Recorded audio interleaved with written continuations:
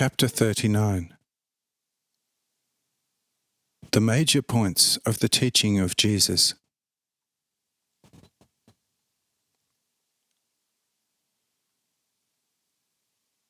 I say to Reba, but now what about your judgment about what you have just seen?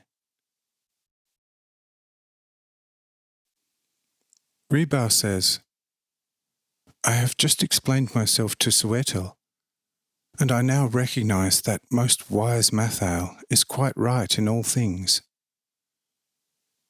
The test has been done, and nothing further is now needed. I no longer simply believe. Instead, I have seen it with my own eyes. And now I would like to get to know the great master myself. Suetel says, yes, I would like that too, if it could be so easy, although I no longer insist upon it quite so much. For what I have now seen is enough for me for my whole life. He cannot be more than God, but according to what has happened, he cannot be much less either. And that is enough for me. I would only like to hear something about his new teaching. I say, Matthau has also already given you several essential points about that. Anyway, his teaching can be very briefly summarized in that one should love God above everything and love one's neighbor as oneself. But of course, to love God above everything also means to recognize God and his revealed will, and then act accordingly out of true inner love to the recognized God. And for God's sake, behave towards every other person as every reasonable person behaves towards himself. Naturally, we are speaking here about the pure love, as unselfish as possible, both towards God as well as towards every neighbor.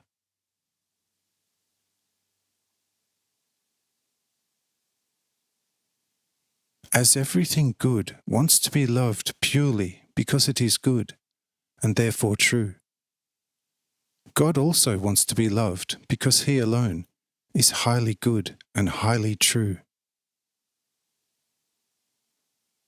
But your neighbor must likewise be loved because he is the reflection of God, just as you are, and just as you, he carries a divine spirit in himself.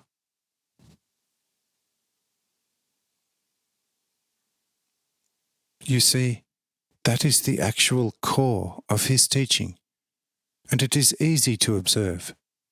Yes, very much easier than the 1,000 laws of the temple, which are mostly filled with the exploitation of its servants. Through the most exact observance of this new teaching as is possible, the spirit bound within a person will become freer and freer. It grows and finally penetrates the whole person and pulls into its life everything that is a life of God, and therefore must last eternally, and in the highest possible holiness as well. But every person who is in a certain way reborn in his spirit will never see death, never feel or taste it, and the freedom from his flesh will be the greatest bliss to him.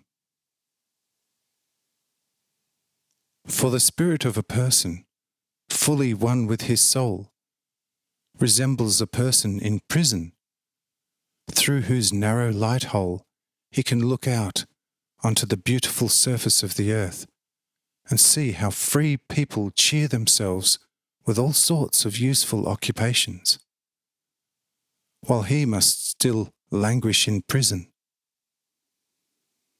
But how glad he will be if the prison keeper comes, opens the door, frees him from all shackles, and says to him, "Friend, You are free from every further punishment.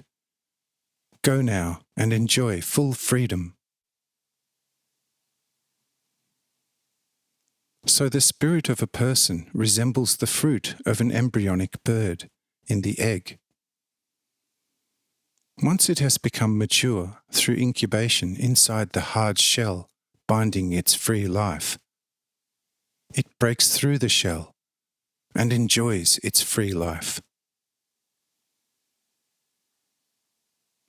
But man can only achieve such things through the exact and honest observance of the teaching which the Saviour of Nazareth announces to the people.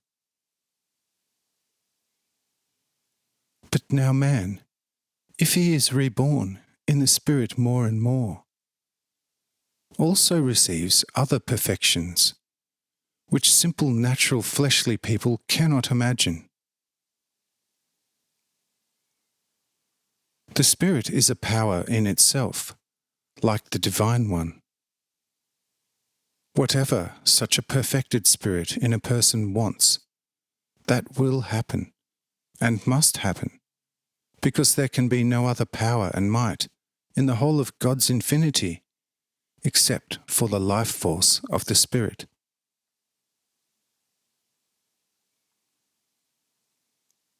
For the true life is alone the Lord and Creator, Governor, Lawgiver, and Guide of all creatures.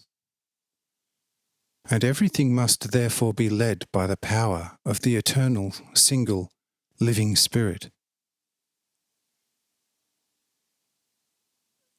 You have now seen the disciples' test of this, and so you can believe me for the moment that that is how it is.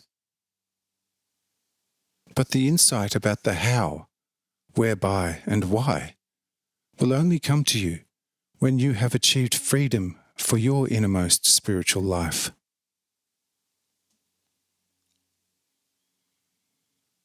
But Mathael has already shown you enough what insight an even half-reborn spirit can achieve. And so you now have tangible proof in your hands for everything. And therefore, with great care, you can decide your life accordingly.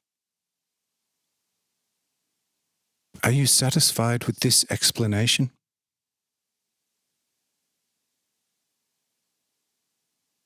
Suetel says, "Friend, much more than satisfied than with the explanation by the quite annoyingly wise Mathael.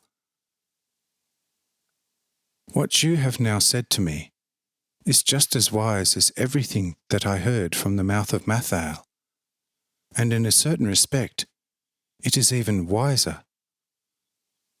But in front of Mathael, one becomes anxious and afraid, because one doesn't really see any in or out. But now, with very simple words, you have at least made the issue so clear that I cannot think of anything clearer. I now know exactly what I have to do and what I must necessarily achieve, and so I am fully satisfied since I have no further questions.